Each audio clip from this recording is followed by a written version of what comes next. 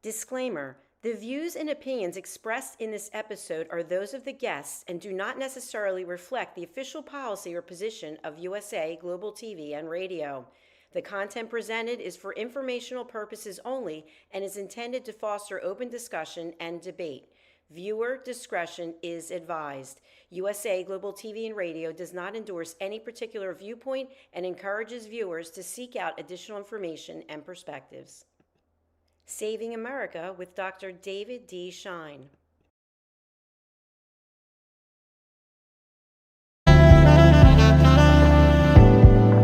Welcome to USA Global TV and Radio, where our mission is to provide education, entertainment, hope, and inspiration.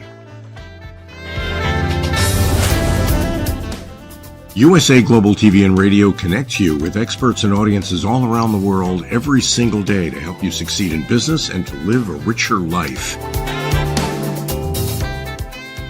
Visit us at usaglobaltv.com to learn about career and life-changing training and mentoring programs like the Listening Mentor. Subscribe to our newsletter to stay informed about our special programs and offers. Discover how you can become a guest on one of our shows or a host or producer of a USA Global TV and Radio show of your very own.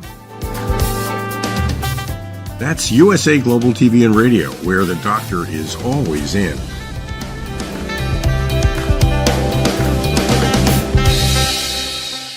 Welcome to Saving America. This is your host, Dr. David D. Schein.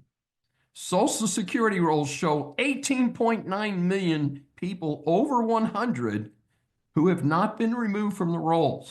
Now, this could be an exciting report on a dramatic increase in American lifespans. Unfortunately, there are only about 86,000 people who are 100 or over. And I question the number given the decrease in the American lifespans over the last few years. In fact, 12 million people in the Social Security database of eligible benefit recipients are listed as being over the age of 120. The oldest person in the world reportedly is 116 in Japan. The oldest person in the United States is 114. It's important to note that this does not mean that these people are all getting benefits. Most are not.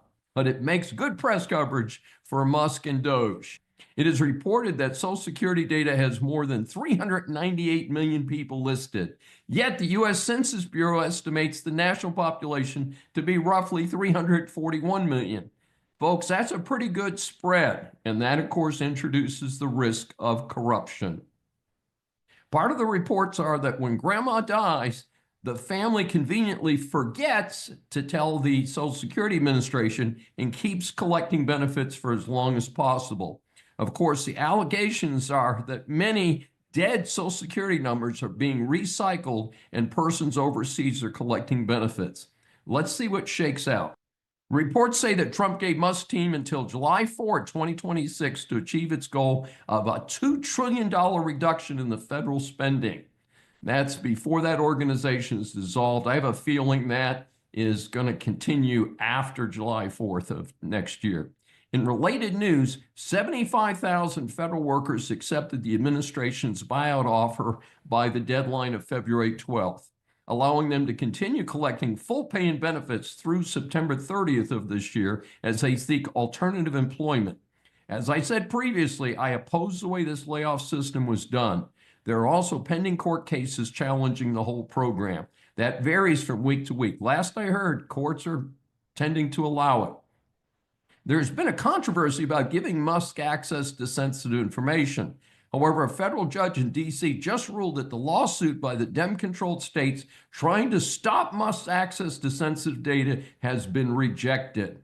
There are still many suits pending, but the trend seems to be in favor of Trump.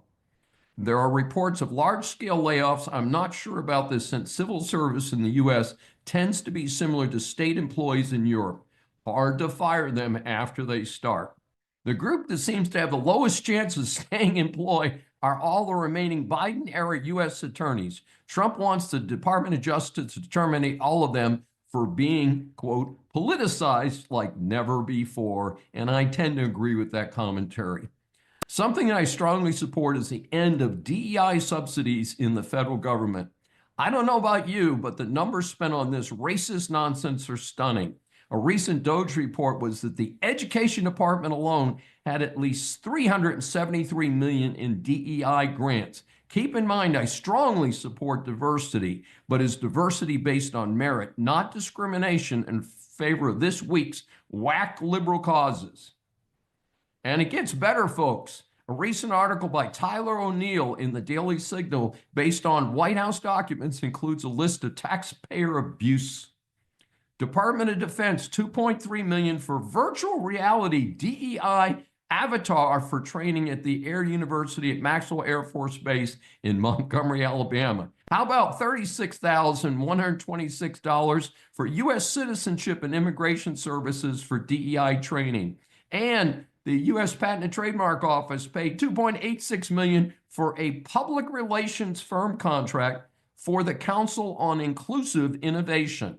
Taxpayers being robbed by the U.S. Forest Service in the amount of $35,338 for Sri Lankan Climate Change Mitigation, Adaptation, and Resilience Coordinator Services. Folks, I have 3 graduate degrees. I'm not actually sure what that means, but I think it means taxpayers are being screwed out of $35,000. Then the U.S. Department of Labor paid $4.1 million for a diversity, equity, inclusion, and accessibility consultation services and training for a Job Corps program. There's also been a lot of publicity regarding Doge and the U.S. Agency for International Development, USAID, which has promoted DEI overseas in conjunction with whack charities under the wing of anti-American George Soros.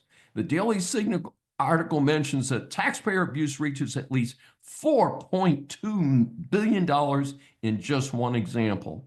Some have especially criticized the attack on USAID due to the original concept of buying friends around the world by helping with health, food, and other related positive things. If USAID stayed with that objective, the current criticism would not be happening. How about this, folks? $1.5 million to advance DEI in Serbia. $47,000 for a transgender opera in the country of Colombia. $20 million for an Arabic translation of Sesame Street. And of course, $2 million for promoting sex changes in Guatemala. Now, what about reciprocal tariffs? Trump has been all over the map on tariffs. That has garnered criticism from both sides of the aisle. The random tariffs on Mexico and Canada, since suspended, are an apt example. I strongly support tariffs on China based on general principles. With regard to Russia, Iran, and North Korea, I don't know that we really buy anything other than maybe a little bit of vodka from Russia, and we've got awfully good vodka being made in the United States, including right here near to Houston, Texas, where we are. On the other hand, we're being ripped off by friendly countries. America has been the biggest sucker for decades, so I strongly support reciprocal tariffs. We might find this helps to restore some sanity to world markets. As an example, I heard that we charge 2.4% tariff on motorcycles from India, but they have 100% tariff on USA motorcycles. Europe charges high tariffs on US vehicles, while we charge a fraction of that on European autos. This gives their autos a huge advantage on both sides of the Atlantic. Let's watch for what happens here. I expect the USA to come out for better in the long term. There could be some temporary supply disruptions or higher prices. Let's see how it goes. The USA UN rep reads the riot act to the whole UN. No more Mr. Nice Guy. Trump announced withdrawal from UN human rights body and halt to funding for Palestinian refugees.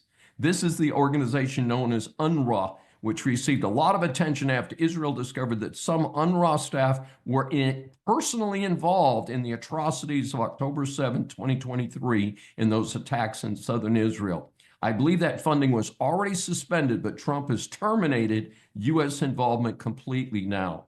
Trump also issued an executive order calling for review of American involvement in the UN Educational, Scientific, and Cultural Organization known as UNESCO, and a review of U.S. funding for the United Nations in light of the wild disparities in levels of funding among different countries. The United States, with the world's largest economy, pays 22% of the UN's regular operating budget, far in excess of our percentage of the world economy.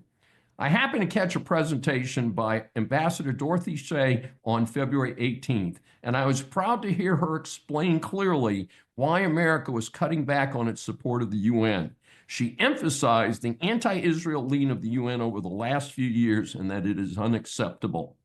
This is in addition to agencies that are not keeping with American principles. Importantly, she mentioned the ridiculous situation where China, the second largest economy in the world, is still being treated as a developing nation. She also mentioned the abuse of international structures for political ends, including the International Court of Justice, ICJ, which issues advisory opinions as a way to pursue national agendas. The ICJ has been used by South Africa to accuse Israel of genocide. Unfortunately, the term genocide has been misappropriated to become an international slander. She also stated the following: we need to harness the power of artificial intelligence, but we must guard against strangling the development of AI with needless regulations. We must also be wary of attempts to use AI algorithms to rewrite history, surveil users, and censor speech. This is how America presents itself on the world stage now, and this makes a lot of sense to yours truly. An uneasy truce in the Middle East, war almost resumed. The terrorists in Gaza paused the return of hostages a few days ago. Trump threatened them and they began to comply again with the current truce. In an incredible documentation of the atrocities of Hamas, they returned 4 dead hostage bodies, little children and their mother. These terrorists deserve no quarter. They must be exterminated like the cockroaches that they are, and any person who can still claim to support Hamas or Gaza after seeing the dead bodies of little babies and their mothers should be in the insane asylums. This is not freedom of speech, that's depravity. Russia and Ukraine, what's the plan? While I think Trump is off to a pretty good start in his first month, the Russian invasion of Ukraine is not looking like a Trump success. He spoke with Putin and even talked about visiting each other's country. I spoke about this last week and opposed that. Then I heard reps from both countries would meet in Saudi Arabia. Well, maybe that is good, but Zelensky then pops up and wants to know where is his seat at the table. That's a darn good question, folks. Trump added insult to injury by then referring to Zelensky as a dictator without elections. I caution Trump that Zelensky has a 57% approval rating in his own country. Trump makes it sound like Ukraine invaded Russia when nothing could be further from the truth. I do agree that Biden squandered our tax dollars in its failed support of Ukraine, but the solution is not to surrender to Russia after Ukrainian people have suffered so much and fought so hard. Notice, Russia claims it wants to have a better relationship with the United States, and it sent 167 drones to attack Ukraine the next night. This is not going to end well if Russia does not behave itself, and Trump needs to let them know that in no uncertain terms. Certainly, Europe should be putting more into the defense of this allied neighboring country than the USA, but that was under Biden. There's a smarter path forward, in my opinion. This is very much a questionable early stumble of the Trump foreign policy. Let's see how it goes. Why a rash of plane crashes as fares hit record levels? As someone who flies frequently, I'm now worried about the safety of flying in the United States. This is not related to Trump's cuts to the FAA and other agencies. Frankly, the DC swamp is a boondoggle. Time for deep cuts. At the same time, this in no way impacts who is in the control towers around the USA. The new Trump administration claimed that the country is short on air traffic controllers by as much as 1,000 due to a DEI approach under Biden. Well, for whatever the reason, time to make sure our control towers are fully staffed or send the planes to control towers of airports that are staffed. This happens at a time when I have never seen air travel so expensive. So, more costly and less safe. What a lousy combination. Scientists identify where city-destroying asteroid might hit Earth. Hey, maybe the politicians are hoping for this to solve the Social Security crisis they created. Timing's pretty good. They said SSA is going to run out of money in 2030, and this is going to hit in 2032. Oh my goodness. Scientists have identified a potentially dangerous asteroid. They've named it 2024 YR4. Experts say it has a 2.3% chance of striking Earth in December 2032. The asteroid discovered in December 2024 measures between 130 and 300 feet in diameter, and according to an article I read, makes it larger than the Statue of Liberty. If it actually hits Earth, it could cause damage equivalent to a huge atomic bomb. So we do need to pay attention to this. Unfortunately, it reminds me of the 1998 Bruce Willis movie, Armageddon. I'm not sure how this is determined, but one expert says it could hit anywhere from northern South America across the Atlantic Ocean to sub-Saharan Africa. Hey, folks, hey, it's 7 years off. Yeah, I have a feeling that might be adjusted. Now, maybe there is a realistic solution where they do send rockets up and redirect it at the last minute to keep it away from Earth. So we'll have to see how that goes. Our series Interviews for Saving America establishes that the world is full of interesting people. And when you hear this guest story, I know you're going to agree with me. Saving America welcomes Mandy Gunasekara.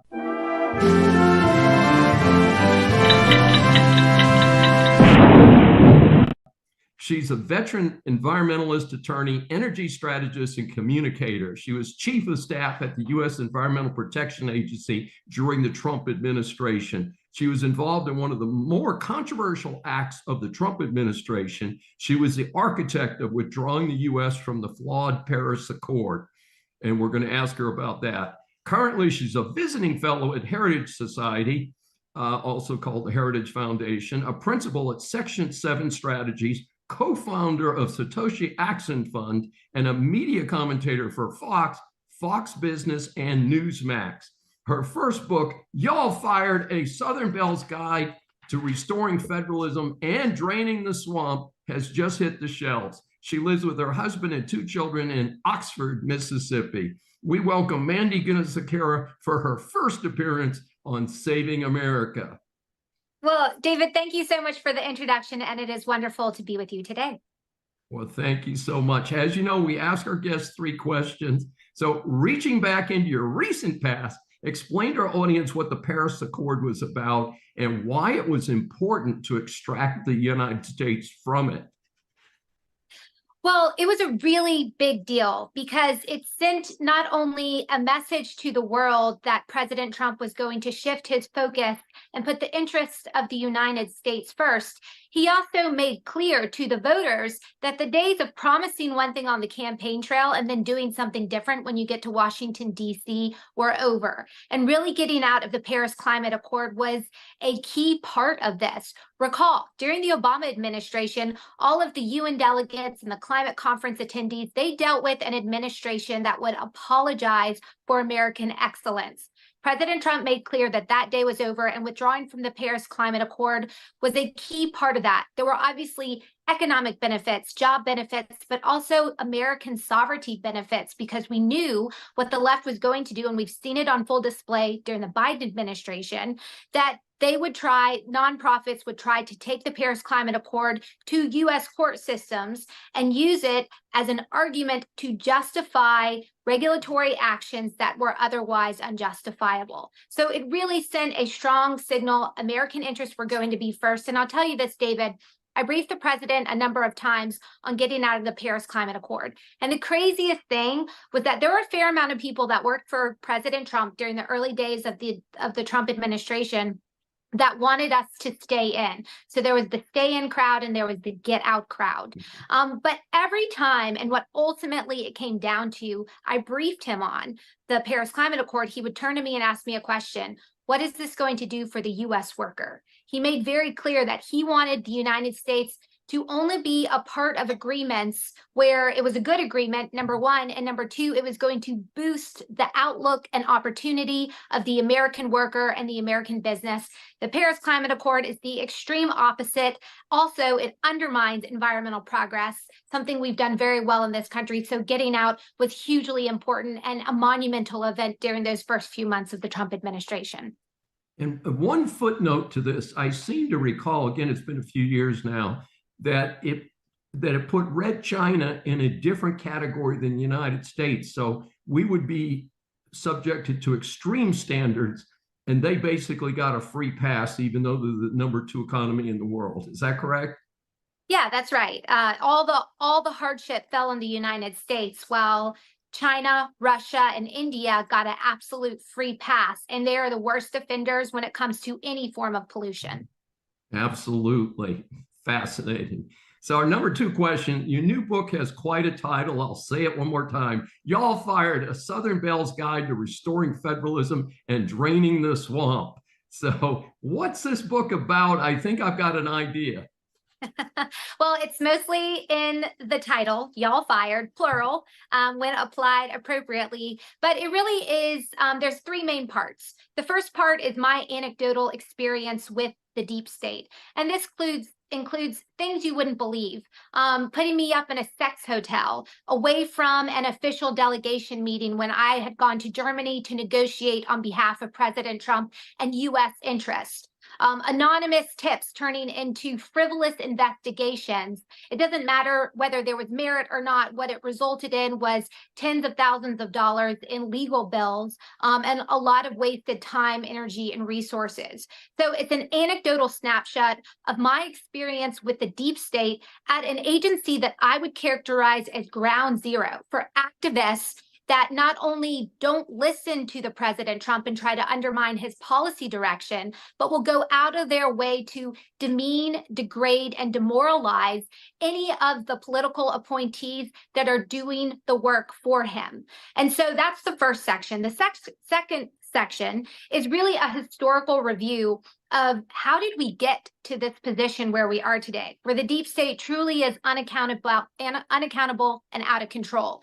So it's a historical look going back to the late 1800s and really the shift of the states leading the charge versus this growing capital district and affiliated industries. And I say it really goes back to the passage of the 16th Amendment, which was establishment of income tax, and the 17th Amendment, which was how we elect our senators. It really changed some fundamental aspects of our constitutional republic that opened up the gates for the FDR New Deal Constitution to come in and then shift the focus of the citizens to looking to the government to solve their problems instead of figuring it out for themselves.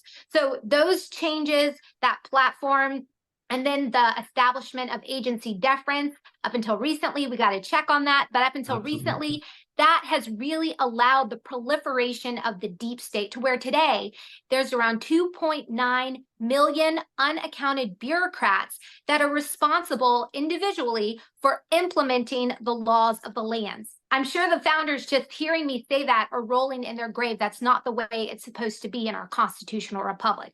So that leads me to the last section, the third section, which is, well, what do we do about it? And so I lay out there's policy strategy, there's personnel strategy, and then there's the big picture commitment that we as a conservative group have to take this on, not just thinking about the next conservative administration, but very long term, similar to the way the conservative movement retook the Supreme Court. Absolutely. And by the way, for our audience, I have a Business Law 101 out talking about the demise of the Chevron doctrine, which is what we referenced a few minutes ago. That meant if a bureaucrat said something, you had to go through the whole bureaucratic process before you could even go to court. And then when you went to court, the federal courts would say, oh, well, the federal agency said this. Well, clearly they must be the experts. And that was a judge-created doctrine. And I'm so glad that our U.S. Supreme Court, with 3 recent nominees, has helped to restore a little balance in Washington. Not a lot. And a third question is tied in with our second question, which is, we've talked about the deep state a lot, but that's the entrenched bureaucracy in D.C. And as I pointed out in a different recording recently, overwhelmingly members of the Democratic Party. I mean, openly members give money to the party and so forth. How do we break that? What are the solutions that you suggest in your book? You highlight the problems. What few solutions can you suggest in our limited time here? Yeah, so I would say there's structural suggestions and then there's technical suggestions. The structural really start with the budget. Day one, we can't just rubber stamp the budget from last year, and this will require some working with Congress and some courage in Congress. But if we win this next election cycle in the ways that we possibly could and bring in some courageous members of Congress to do their job and work with the president, we can very quickly limit the scope of the federal government. I would suggest a day one executive order getting all agencies to submit budgets that cut 30 to 40% and then incentivize additional cuts. So step one is structural, and it's the budget. Step two is including the elimination of offices and full-time employees that do not fit within tangible fulfillment of the agency's mission. At EPA, it's clear, protecting public health and the environment. But I could tell you, David, today there are so many offices that have nothing to do with that, but continue to be a drain on taxpayer resources. And whoever's coming in has the ability to reshape, redraw, and redistribute the resources, the appropriated resources within the agency. And so that is going to be a very important exercise. Also, moving some agencies out of DC. The more we can get bureaucrats or people with a regulatory responsibility closer to the people and entities that they actually impact, the shorter that line of accountability will be and the better the outcomes. So those are a couple of the structural changes. The technical changes, these are things you've likely heard of, but it includes something like Schedule F. I was the chief of staff at EPA when Schedule F was rolled out towards the tail end of the first Trump administration. There's so much potential there, and we really didn't get a chance to implement it for a variety of reasons. We were dealing with COVID, we were dealing with the election, and then the election went the opposite way that we ultimately wanted it to go. But Schedule F is a really important tool. There's also ways to get rid of non-merit-based considerations for hiring, getting rid of the DEI requirements in the federal hiring process, as well as the way that federal agencies award contracts and grants, because that creates a whole other subsidiary industry that we know is in Washington, D.C. And one of the other things I talk a lot about, and I put this in the technical category, but this is breaking the rule of progressivism in Washington, D.C. and the role of government unions. You mentioned this just a second ago, but so your listeners, it's very clear. 96% of all political activity from government unions at the federal, state, and local level go to support Democrat political causes and candidates. That is absolutely backwards. And so we've got to be willing to break apart these unions, ultimately get rid of them. The notion of a public sector union flies in the face of what that should really be about. And it's also inoculated bureaucrats working in Washington, D.C. that do little more than take a taxpayer-funded check home with them, and they don't actually contribute to the betterment of our government or fulfillment of important agency missions. So that's it in a nutshell. I get into a lot more detail, but that's the general take on proposed solutions to this problem. The last thing I'll say is who's going to implement the plan. And this is where personnel on the front end really comes into play, making sure that when we have a chance to have our conservative political appointees make key decisions, that they're walking in with the appropriate training and connections with the people who are going to be working in the same direction as them. Training so they know what tools they have to deal with personnel issues, how the regulatory process works, how to get their badge, some fundamental things, but then some bigger picture things that will make our team of the conservative reset crew super effective from day one. Mandy Gunasekera, it's I love your game plan, and I've pitched some of the same things, and it sounds like we're on the same page. How can our audience get more information about you and your new book?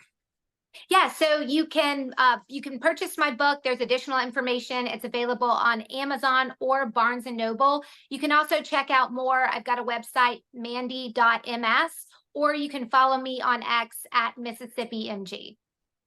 Fantastic. As we grow up, a common reference for success or failure is the letter grade. Whether we're in grammar school or college, we all want an A grade and certainly regard an F as a big failure. Here at Saving America, we scan the news for reports of celebrities, politicians, or others who just end up in the public eye. So the A grades are awarded to people and organizations for great service to their communities, and the F grades, of course, are unfortunately more common, are awarded to those who need to do a lot better. Early this year, young William Miller Jr. said his grandmother was nearly hit by a car on their walks to get ice cream. They were in a suburb of Phoenix, Goodyear, Arizona. Apparently, there was a lot of street racing along the parkway where they were walking. So this 9-year-old puts on a suit and presented his case to the Goodyear City Council. Well, the good news is that the city council members listened and acted. They increased police traffic patrols, added a crosswalk and a traffic light. It is rare that any citizen, much less a 9-year-old, could get such quick action, and I want to salute him for coming forward, even though he reportedly was nervous speaking before the council. Therefore, Saving America awards William Miller and his family a coveted A grade from Saving America. Texas teacher cheating scandal may have put hundreds of unqualified teachers in the classroom. This is a story that strikes home for me as a professor and a father of a high school teacher in another state. My university prepares students for certification exams. That is serious business. So the story here is that accused as the organizer of the scam was a basketball coach at Booker T. Washington High School here in Houston. He may have made as much as $1 million by charging persons afraid to take or unable to pass licensing exams to be teachers. The reported testing fee was $2,500 a shot. Outgoing Harris County DA Kim Ogg announced this prosecution, indicating that the scam dates back to 2020. For others, in addition to the coach, are accused of the scandal.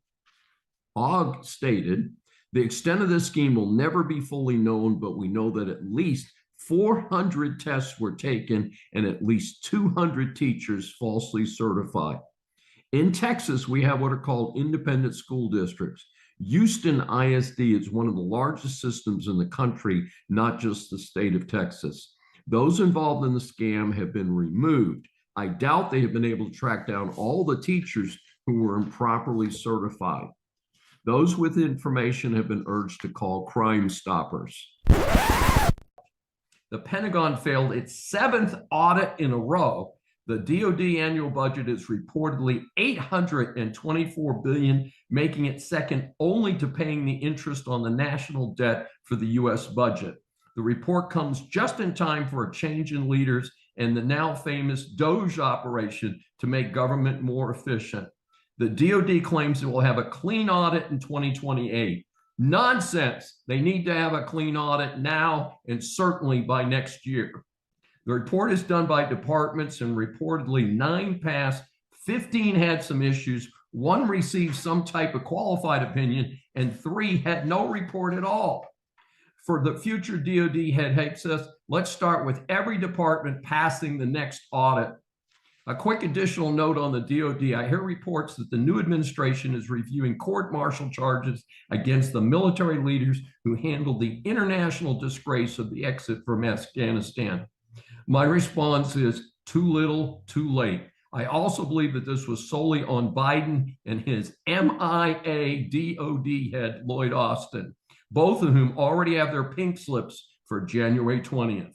Clearly, a massive house cleaning across every government agency needs to take place in any event. If at all possible, I do want the Biden operation fully investigated, but that is separate from the military. Business students, business persons, or consumers, business law impacts much of what you do. This segment is designed to help you get past the headlines on key stories. Telegram says founder has nothing to hide from the French police. In a fascinating situation, the CEO and founder of the encrypted site Telegram has been arrested by the police in France. His name is Pavel Durov, and he is a French and Azerbaijani citizen. Russian-born Durov, age 39, is a billionaire and co-founded the app with his brother Nikolai. It is estimated that 1 billion people use this app. The latest update on the story is that Durov has been released on a bond of $5.65 million, which is 5 million euros. He will be forced to remain in France and will need to check in with the police twice a week. Telegram issued a public statement that Durov has denied that he has committed any crime. The issue is that the French are pushing is that the site is not moderating illegal activities allegedly taking place on Telegram. According to the Associated Press, French President Macron posted on X that his country is deeply committed to freedom of expression, but freedoms are upheld within a legal framework, both on social media and in real life, to protect citizens and respect their fundamental rights. Further, he said that the arrest is in no way a political decision. It is up to the judges to rule on this matter.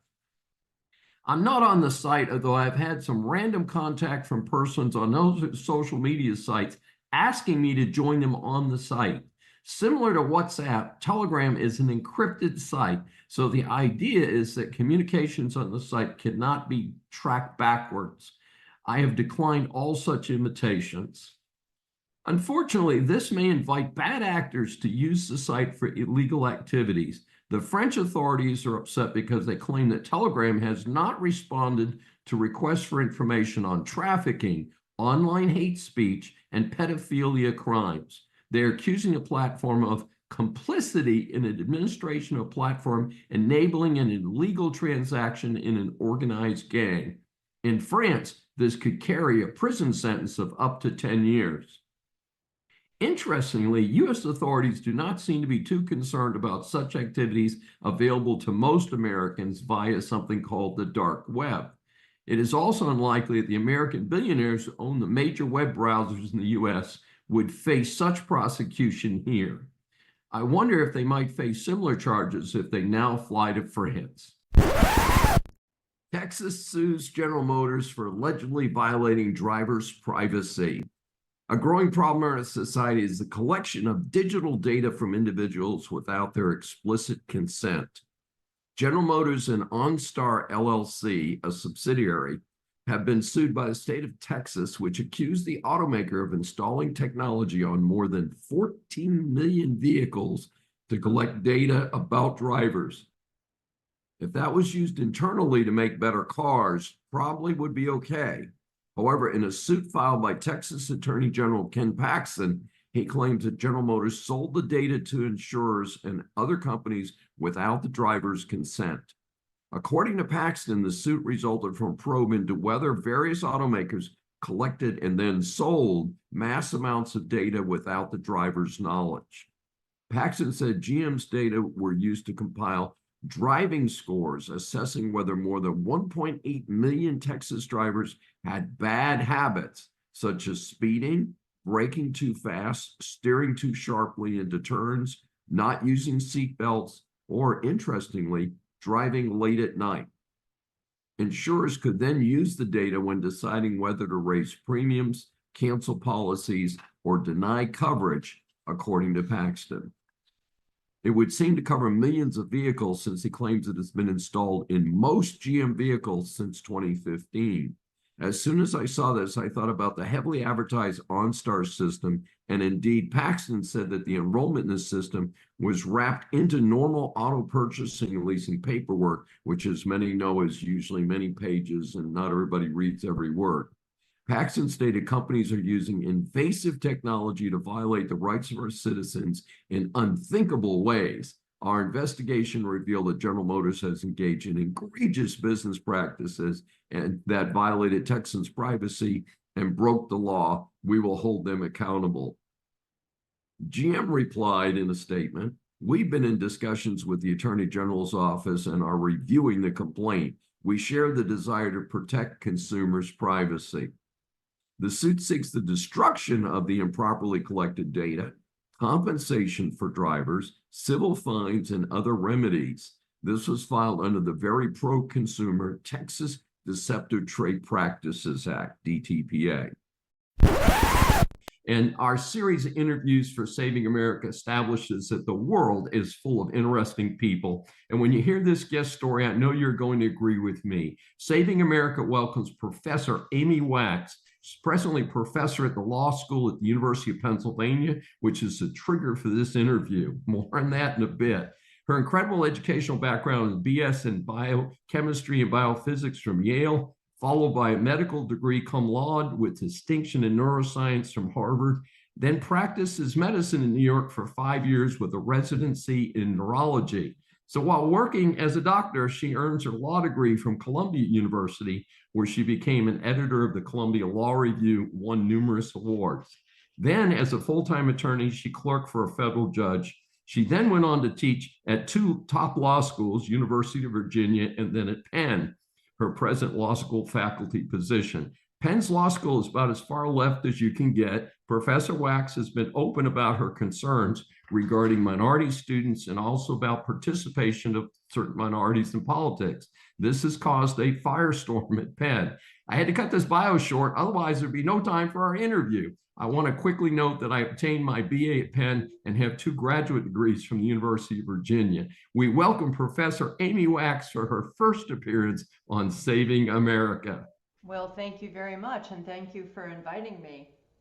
It's our pleasure. So, as you know, we ask our guests 3 questions.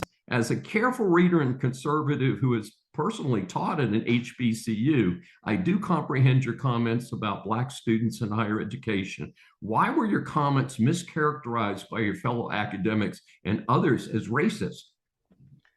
Well, first of all, let me just address the term racist. The term is used very prolifically and very promiscuously in the current atmosphere. It's thrown around as a weapon. And when people are called racist, they usually tremble and retreat because, you know, in some quarters it's the worst thing you can be called. But my view of it is that the word is ill-defined. When I ask people, why do you call me a racist? Can you define the term? They can't. And when I do get a definition, I get, you know, something different every time. So that's made me a lot, you know, less wary of that term. I think it is a fertile ground for abuse and misuse. And I've been called it so much that it's kind of lost its sting. So I do not, you know, it depends on your definition. You know, am I a racist? Am I not a racist? I don't spend a lot of time worrying about that. I really have to tell you. I spend a lot of time worrying about the future of our republic. I spend time worrying about the quality and honesty and integrity of academia, about the decline of our civilization, about the abandonment of Western values, about the dilution of the meritocracy, which is a very important part of our strength as a country, as a high-achieving part of the globe. Those are the things that I worry about. So, you know, the racism label is something that just doesn't keep me up at night, I have to tell you honestly. And part of this was statistics, wasn't it, in terms of what exactly was the performance of different groups in your school? Is that correct?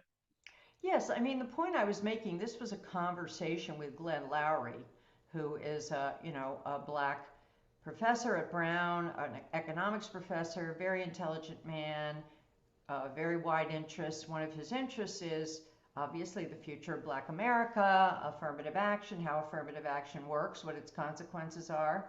And we were talking about some of the downsides of affirmative action. One of the downsides, of course, is that Blacks are overplaced through affirmative action. Now, what do I mean by that? I mean that they end up attending schools where the average student has higher scores, is more academically capable than they are. And part of the consequences of that, and we can discuss and argue about the consequences of that, whether they're good or bad. And I didn't sit there saying, oh, it's all bad. You know, there's arguments to be made on both sides. I said one of the downsides of that is that they struggle to do well academically. That's just kind of what you would expect, right? I mean, if you are someone with a 650 math SAT, which is actually pretty good, and you're put in a class where everybody has an 800, you know, at MIT or wherever, you are going to face an uphill struggle. You are very likely you're going to probably not get an A, maybe not even get a B, because the course is geared to the 800 person.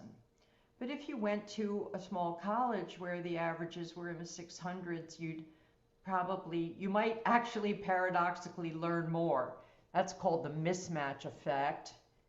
You know, that's different from the overplacement effect. The mismatch effect, which has been described, is that if you are overplaced, not only will you do relatively poorly, but you'll actually learn less than if you go to a place where you're well matched to the other people, because of, you know, maybe there's a discouragement effect, or maybe it's all going to fly over your head. I don't know, but nobody really wants to look at it because they don't want to acknowledge it. Now, this is all a perfectly valid set of discussions and concerns about affirmative action, pro and con. You know, as I tell my students, this is a policy question. Are we going to have affirmative action? So we ought to be able to discuss all of the aspects of it without becoming hysterical. But weirdly enough, these schools have decided that the proper tactic is to just bury and hide the truth, which is the, you know, underachievement, so to speak, of a lower grade pattern of affirmative action admits. They think that somehow by hiding that, people aren't going to find out.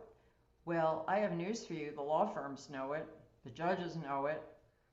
The people who, you know, whose maw we're feeding. We're an HR department for all these people, of course. They know it. They end up overplacing students anyway because they're under pressure to engage in affirmative action. But at the end of the day, it does not end very well. Because sooner or later the buck stops, as you know. But these are valid conversations. But it was quite strongly signaled to me through my dean bringing charges against me and other attempts to penalize me and sanction me that this could not be said on campus. Yes, I'm going to interrupt you there because I want to keep the interview short. And I know both of us are pressed for time, but I want to switch gears just a little bit because I'm going to come back around to your situation with UPenn. And again, we both have been there. You're there now. I was there. Parallel to the first situation that you encountered, you've made comments about Asians in America participating as Democrats rather than Republicans. Could you please share more about your position on this? Because this also got some flack, although it seems like a very innocent statement. Can you state that again? Which Americans? Sure. Asian Americans. Oh, Asian Americans, yes. I mean, so this was, people keep saying I said this on a podcast, which is not true. It was a discussion following a podcast with an Asian friend of mine, George Lee, who is a stalwart Republican and a stalwart conservative and is Chinese. And we were discussing the perplexity of why Asians vote so overwhelmingly for Democrats, as Jews do, of course, because it would not seem to be in their interest. Asians are meritocrats. They are very bourgeois. They're very law-abiding. They're very hardworking. They have, you know, so many virtues. Their families are strong. And you would think that, you know, a lot of what the Democrats are peddling would not be appealing to them. You know, the lack of being behind law and order, the lack of interest in the meritocracy, their pushing of equity, some of their permissive policies wouldn't gel with Asians. So why do they all vote for Democrats? And we couldn't come up with a theory really that was entirely satisfactory. A lot of it has to do with immigration, with Republicans being identified with Christians, as being depicted as intolerant. I mean, there's all sorts of misconceptions and conceptions out there. But at the end of this interchange, I said, well, you know, as a Republican who believes in the core Republican values, my view is we're better off with fewer Asians as long as they're voting for Democrats, because they're going to push the country, I think, in the wrong direction. There are other cultural reasons, I think, why we shouldn't be overwhelmed by Asians. It is a different culture. It is a more conformist culture. People say this to me all the time. Even Asians say it to me, right? They're not as concerned with, you know, liberties, rights, the First Amendment, free speech. They think it's like some fetish that white people have, you know, they should get over. It's just a different mentality. And all told, so this soundbite was lifted out of a much more complicated discussion.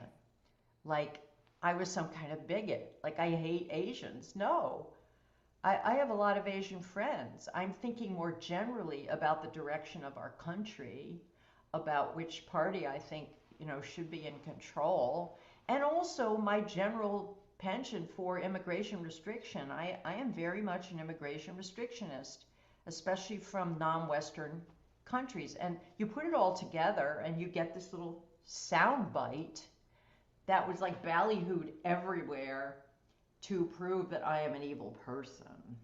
Mm-hmm. But And you have to linking read the that, actual exchange. Yeah. linking that to our third question, which is you get quoted, and a lot of people in the public eye get quoted on sound bites rather than in the context of what they said. And It's so unbelievable. I have you've run learned that the into, hard way. Yeah.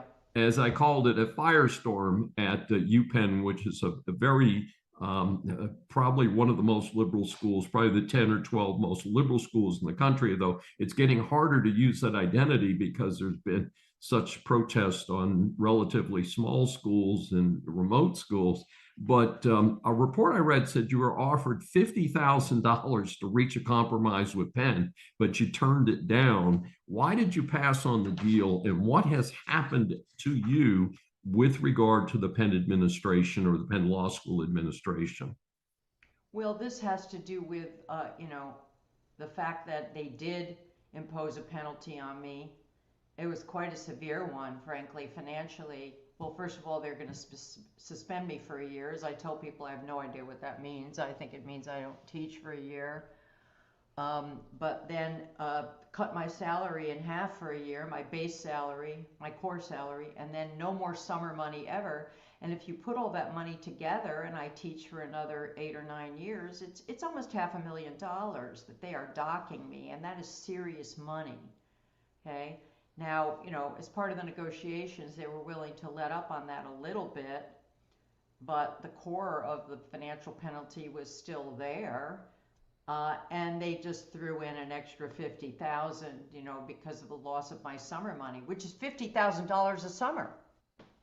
A one-time payment that I was somehow supposed to placate me. Well, frankly, sir, that is chicken feed, okay?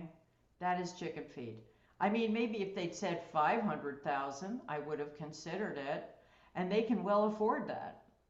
But the real sticking point is something I find outrageous and dishonorable on their part, which is they wanted me to sign a clause that said that I would never speak about the case they had brought against me, the hearing, the proceedings, the lack of due process, the fabrications and the falsehoods, the dishonest sound bites that twist my words.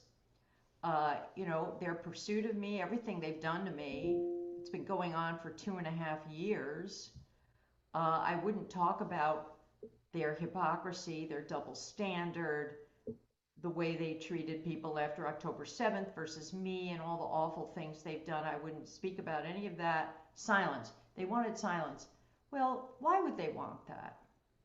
Why would they want that? I'm told, oh, that's routine. Well, it shouldn't be routine. I mean, what is and what ought to be are very different, aren't they? Absolutely. And to me, that is just trying to escape accountability. And a academic institution should be all about intellectual rigor, intellectual honesty, accountability. If you're going to do something to a professor, get out there and defend it in an honest way. Explain it. Go through the particulars. Don't hide behind, a muzzling clause or confidentiality. Confidentiality is supposed to protect me, not them. They don't want to talk about it. They don't want to worry about it. They don't want to have to explain it. Well, what good are they then? Why are they even here? Okay, they might as well go and work as stockbrokers as far as I'm concerned. And the students know it's bogus. The students fully understand that they are saying one thing and doing another. There are these regular sort of little ukases that come out of the massive bureaucracy that is Penn. Oh, we want people to be able to talk across difference, speak their mind, not self-censor. That is laughable. That is risible. It really is. It's ludicrous. It's so amazing. And we want to be respectful of your time. We so much appreciate it today. I have an hour for here, so I've allocated. Yep. How can our audience get more information about you and your career? You said you're on a lot of different sites. I found you on Wikipedia. Well, Wikipedia, I wouldn't trust. Wikipedia has gone off the deep end, lefty-wise. If they Google me and, articles, go on Google Scholar, which is an open website, or just Google me. I've done a lot of pieces lately because, law reviews won't publish me now that I'm a racist. On Law and Liberty, on the Claremont Review, on the American Conservative. There are these websites that I now have published a number of pieces on recently. Also, I've done a lot of podcasts recently. It was during the time that Penn has been bringing this case against me. It's been very time consuming, and I've in some ways been acting as my own lawyer. I've been working with a lawyer, but I've been very, very involved in what is said and what arguments are made, of course. And I used to be a litigator, and I'm the one who sort of has inside knowledge of what's going on. So that's been terribly time consuming. But I've done a lot of podcasts which are on YouTube with people like Glenn Lowry, Richard Hanania, other people, Louise Perry, people whose names, Luke Sheridan. I just did one with Ayan Hirsi Ali. There's a bunch. And there are more to come because people are now very interested in what's going on and asking me for interviews. I'm not sure that will yield anything because these private universities are hugely powerful, as you know. And it's very hard to hold their feet to the fire. They are a law unto themselves. It is a fascinating situation, and we do want to be respectful of your time. Professor Amy Wax at the University of Pennsylvania Law School, at least at the present time. Thanks for joining me for Saving America. If you have questions or comments, please find me on various social media sites. I'm Dr. David D. Schein, and I will see you next week. Welcome to USA Global TV and Radio, where our mission is to provide education, entertainment, hope, and inspiration. USA Global TV and Radio connects you with experts and audiences all around the world every single day to help you succeed in business and to live a richer life. Visit us at usaglobaltv.com to learn about career and life-changing training and mentoring programs like the Listening Mentor. Subscribe to our newsletter to stay informed about our special programs and offers. Discover how you can become a guest on one of our shows or a host or producer of a USA Global TV and Radio show of your very own. That's USA Global TV and Radio, where the doctor is always in.